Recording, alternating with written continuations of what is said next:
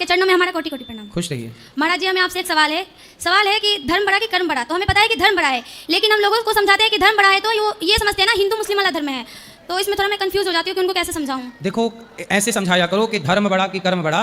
तो जैसे कर्म तो कसाई भी करता है, कर्म ना कर रहा है। हाँ। तो कसाई के कर्म से उसे क्या मिल रहा है? पाप।